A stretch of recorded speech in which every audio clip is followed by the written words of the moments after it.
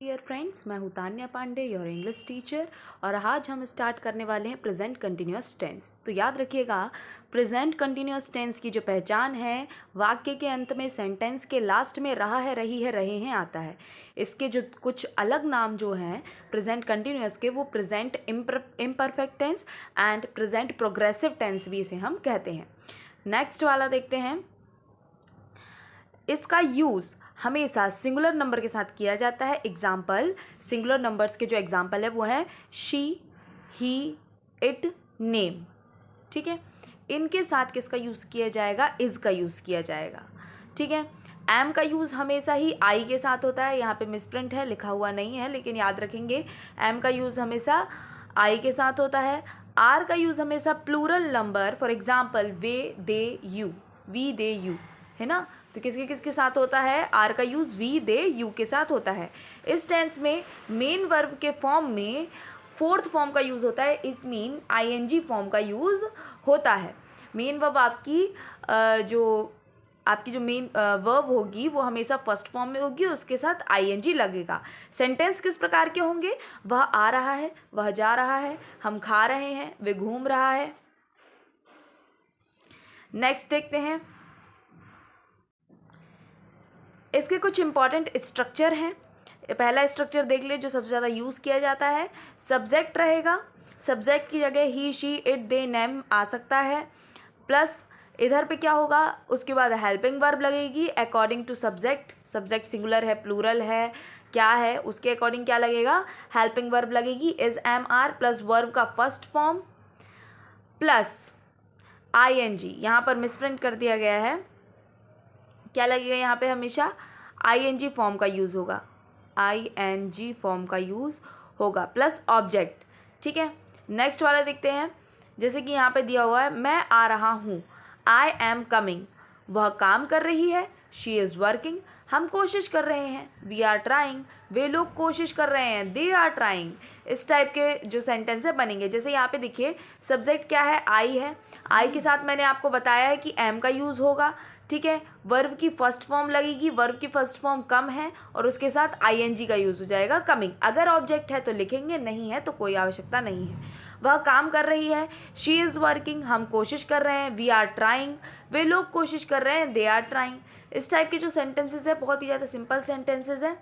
इसके बाद जो आएंगे, इसके मैं नेगेटिव बताऊंगी, इंट्रोगेटिव बताऊंगी, इंट्रोगेटिव नेगेटिव बताऊंगी, अफर्मेटिव बताऊंगी, आपको सारी चीज़ें समझ में आ जाएगी।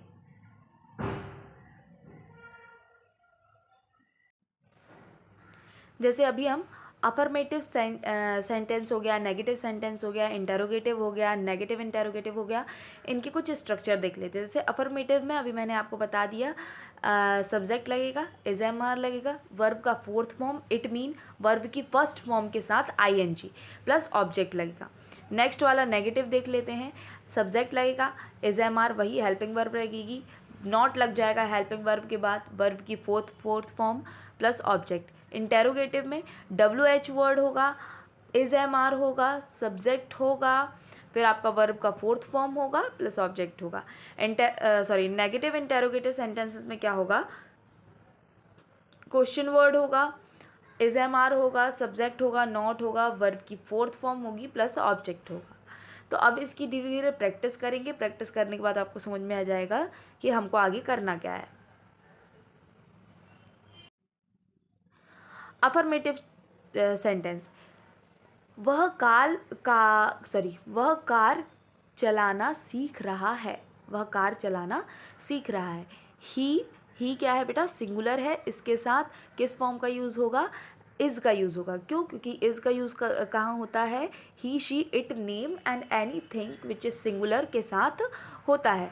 Learning to drive a car, ठीक है, he is learning to drive a car. जैसे यहाँ पे सलीम स्पोकन इंग्लिश का कोर्स कर रहा है, Salim is taking a spoken English course. याद रखिएगा, यहाँ पे स्पोकन कोई सेकेंड थर्ड फॉर्म मत मान लीजिएगा, ठीक है। यहाँ पर हम लोग स्पेसिफिक उस नाम का यूज़ कर रहे हैं, स्पोकन इंग्लिश कोर्स के बारे में सीख रहे हैं ना।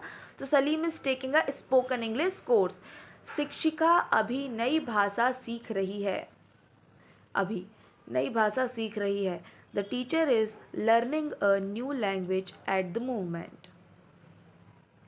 इस टाइप के ये अफर्मेटिव सेंटेंसेस बनेंगे। ठीक है, जहाँ पर रहा है, रही है, रहे हैं, आते हैं, उसमें इज एम आर के बाद वर्ब की फर्स्ट फॉर्म के साथ आईएनजी लगता है, तभी वो कहा जाता है रहा है, रही है, रहे हैं।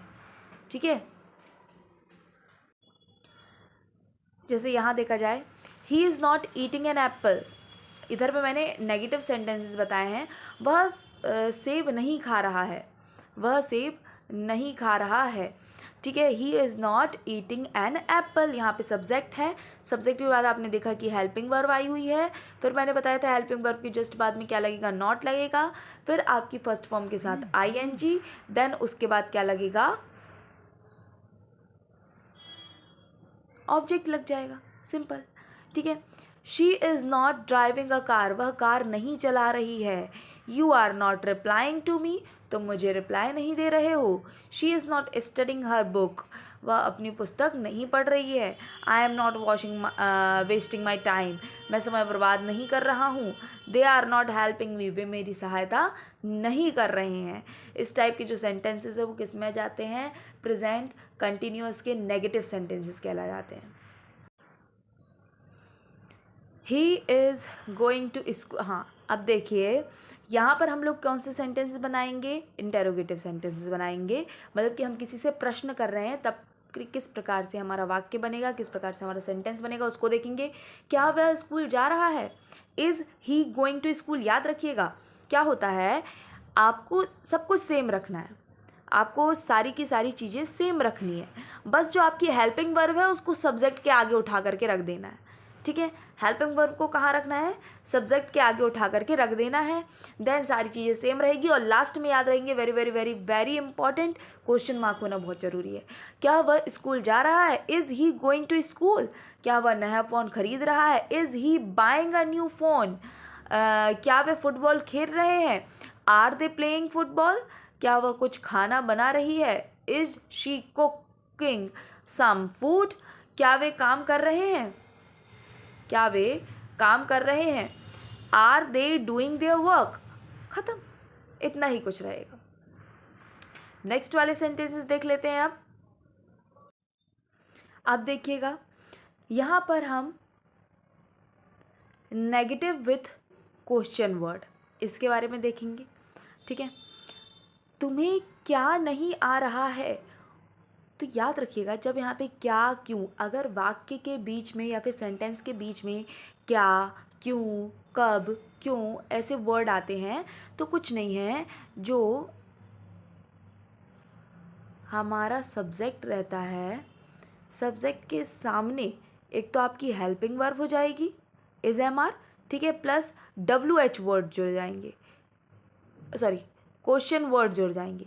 क्वेश्चन वर्ड क्या कहलाते हैं, व्हेन, वेयर, व्हाट, है ना, इस टाइप के जो वर्ड कहलाते हैं वो क्वेश्चन वर्ड। उसके बाद आपका एज इट इज रहेगा और लास्ट में जाके क्वेश्चन मार्क लग जाएगा। क्यों लग जाएगा, क्योंकि आप क्वेश्चन पूछ रहे हैं। ठीक है, क्वेश्चन वर्ड और हेल्पिंग वर्ब हमेशा आगे आ जाएगी सब्जेक्ट के, बाकी पीछे का सब सेम रहेगा। देखते हैं, क्या, सॉरी, तुम्हें क्या नहीं आ रहा है, what are you not getting. तुम्हें क्या नहीं आ रहा है, ठीक है, ये तुम ये गुल्लक क्यों नहीं तोड़ रही हो, ठीक है, why are you not breaking this piggy bank. Simple. Next वाला देख लेते हैं, तुम जबलपुर क्यों नहीं जा रही हो, why are you not going to Jabalpur. Simple. इस टाइप के जो सेंटेंसेस हैं वो अपने केस में आ जाते हैं प्रेजेंट कंटिन्यूअस के इंटेरोगेटिव टेंस में, सॉरी सेंटेंसेस में आ जाते हैं। ठीक है, sorry question word plus interrogative में आ जाते हैं। आज अपना प्रेजेंट कंटिन्यूअस भी समाप्त हुआ। नेक्स्ट वाला जो वीडियो होगा वो किस पर बेस्ड होगा, प्रेजेंट परफेक्ट पर बेस्ड होगा। Okay, thank you.